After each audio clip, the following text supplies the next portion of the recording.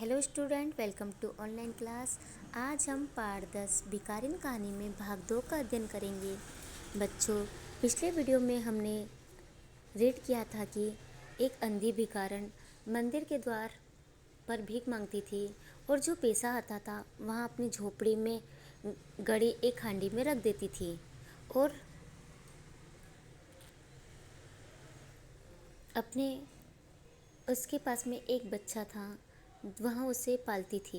लेकिन वह बच्चा कौन था, किसका था, वहाँ उसके बारे में कोई नहीं जानता था। अब एक दिन भिखारी ने सोचा कि यहाँ हांडी पूरी पैसों से भर गई है, तो मैं ये पैसे सेठ को धरोहर के रूप में जमा कर कर आ जाऊँ। और अंधी ने वहाँ पर ये सारे पैसे जमा करवा दिए। अब 2 वर्ष हो गए थे। एक दिन उस अंधी का लड़का बीमार हो गया था और उसने घरेलू दवा टोने टोटके सब किए, लेकिन कुछ भी असर नहीं हुआ। तो उसे याद आया कि मैं डॉक्टर का इलाज करवा दूं। अब जब वहाँ पैसे लेने के लिए उस सेठ के पास गई तो उन्होंने मना कर दिया कि तुमने कब पैसे जमा करवाए थे, अब आगे। परंतु पत्थर में झोंक न लगी। सेठ जी ने क्रुद्ध होकर उत्तर दिया, जाती है या नौकर को बुलाऊं? अंधी लाठी टेक कर खड़ी हो गई और सेठ जी की मुँह करके बोली, अच्छा भगवान तुम्हें बहुत दे। मतलब जब सेठ ने मना कर दिया कि तुमने पैसे कब जमा करवाया और जा यहाँ से, नहीं तो। और नौकर को बोल रहे कि इसे भगा दो। तो तब अंधी वहाँ से चल दी और बोला कि अच्छा भगवान तुम्हें बहुत दे। लेकिन यहाँ आशीर्वाद नहीं था, एक दुखिया का श्राप था। बच्चे की दशा बिगड़ती गई। एक दिन उसकी अवस्था चिंताजनक हो गई, प्राणों के लाले पड़ गए। उसके जीवन में अंधी की निराश हो गई। सेठ जी पर रह रहकर उसे क्रोध आता था कि इतना धनी व्यक्ति है, 2-4 रुपये दे देता तो क्या चला जाता। और फिर मैं उनसे कुछ नहीं मांग रही थी, अपने रुपए ही तो मांगने गई थी। सेठ जी से उसे घृणा हो गई थी, यानी कि सेठ जी से उसे नफरत हो गई थी। बेटी बेटी उसका ध्यान आया। उसने बच्ची को अपनी गोद में उठा लिया और ठोकरें खाती गिरती पड़ती सेठ जी के पास जा पहुंची और उनके द्वार पर धरना देकर बैठ गई। बच्चे का शरीर जोर से तप रहा था, यानी बुखार से तप रहा था। अंधी का कलेजा भी, और अंधी का जो कलेजा था वो भी तप रहा था। एक नौकर किसी काम से बाहर आया। अंधी को बेटी देखकर उसने सेठ जी को सूचना दी कि सेठ जी ने आज्ञा दी कि उसे भगा दो। नौकर ने अंधी को चले जाने के लिए कहा, किंतु वहाँ उस स्थान से नहीं हिली। मारने का भय दिखाया पर वहाँ टस से मस नहीं हुई। उसने फिर अंदर जाकर कहा कि वहाँ नहीं टलती है। सेठ जी स्वयं बाहर पधारे, देखते ही पहचान गए। बच्चे को देखकर उन्हें बहुत आश्चर्य हुआ कि उसकी शक्ल सूरत तो उनके मोहन की काफ़ी मिलती जुलती थी। यानी कि जो अंधी के पास में जो बाल लड़का था उसकी सूरत किस पर मिल रही थी? सेठ जी के बेटे मोहन से, जो 7 वर्ष हो गए। मोहन किसी मेले में खो गया था और उसकी खोज के लिए इधर उधर ढूंढा, लेकिन कहीं नहीं मिला और कहीं उसका पता नहीं चला। और उन्हें याद आया कि मोहन की जांघ पर लाल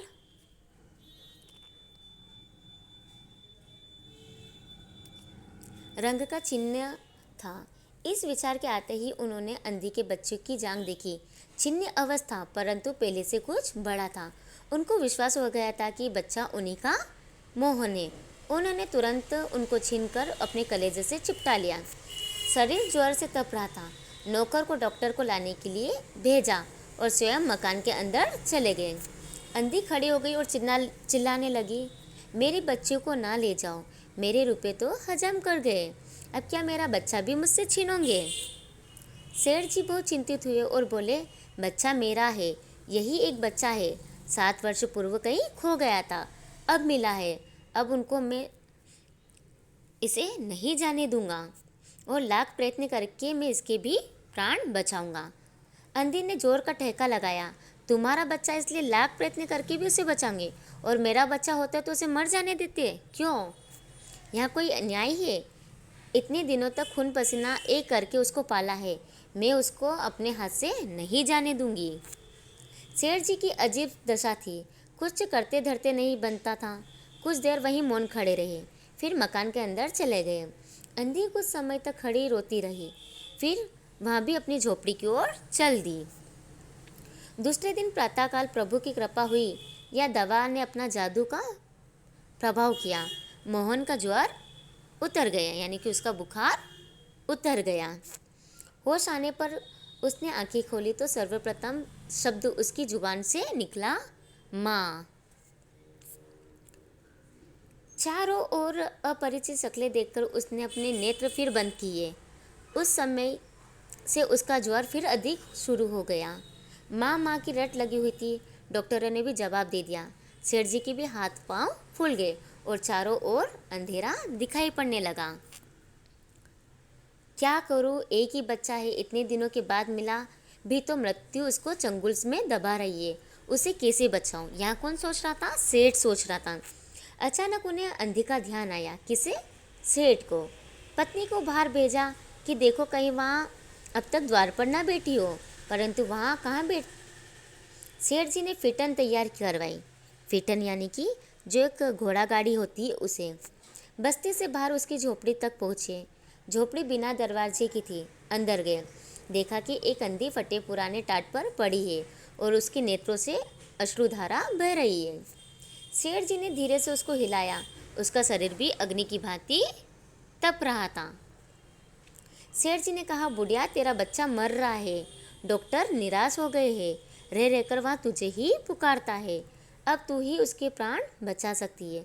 चल मेरे साथ, नहीं तो वह मर जाएगा। अंधी ने उत्तर दिया, मरता है तो मरने दो, मैं भी तो मर रही हूँ। हम दोनों स्वर्ग लेक में फिर माँ बेटी की तरह मिल जाएंगे। इस लोक में सुख नहीं है, वहाँ मेरा बच्चा सुख में रहेगा। मैं वहाँ उसकी सुचारू रूप से सेवा करूँगी।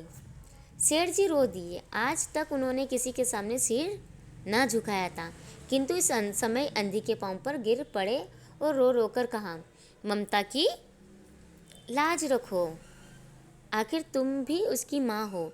चलो तुम्हारे चलने से वहाँ बच जाएगा। ममता शब्द ने अंधी को विकल कर दिया। उसने तुरंत कहा, अच्छा चलो। सेठ जी सारा देकर उसे बाहर लाए और फिटन पर बिठा दिया। फिटन घर की ओर दौड़ने लगी। उस समय सेठ और अंधी भिखारिन दोनों की एक ही दशा थी, यानी सेठ की भी वही दशा थी जो भिखारिन की थी। दोनों की यही इच्छा थी कि शीघ्र से शीघ्र अपने बच्चे के पास पहुंच जाए। कोटी आ गई। सेठ जी ने सारा देकर अंधी को उतारा और अंदर ले गए और जाकर चारपाई के सामने खड़ा कर दिया। उसने टटोलकर मोहन के माथे पर हाथ फेरा। मोहन पहचान गया कि यहाँ उसकी माँ का हाथ है। उसने तुरंत नेत्र खोल दिए और उसे अपने समीप खड़े हुए देखकर कहा, माँ तुम आ गई। अंधी ने स्नेह भरे स्वर में उत्तर दिया, हाँ बेटा, तुम्हें छोड़कर कहाँ जा सकती हूँ। अंधी भिखारिन बुढ़िया मोहन के सिराने बैठ गई और उसने उसका सिर अपनी गोद में रख लिया। मोहन को बहुत सुख का अनुभव हुआ और वहाँ उसी की गोद में सो गया। दूसरे दिन से मोहन की दशा अच्छी होने लगी और 10-15 दिनों में वह बिल्कुल स्वस्थ हो गया।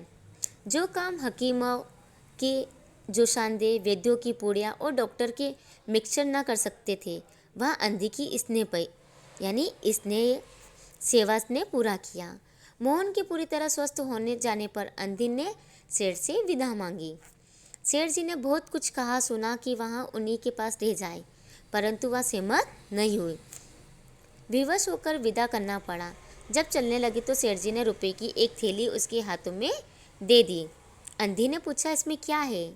सेठ जी ने कहा, इसमें तुम्हारी धरोहर है, तुम्हारे रुपए है, मेरा वहाँ अपराध है। अंधी ने बात काट कर कहा, यह रुपए तो मैंने तुम्हारे मोहन के लिए इकट्ठे किए थे, उसी को दे देना। अंधी ने थैली वहीं छोड़ दी और लाठी टेकती हुई चल दी। उसके नेत्रों में अश्रु बह रहे थे, किंतु वह भिखारिन होते हुए भी सेठ से महान थी। इस समय सेठ याचक था और वहाँ दाता थी।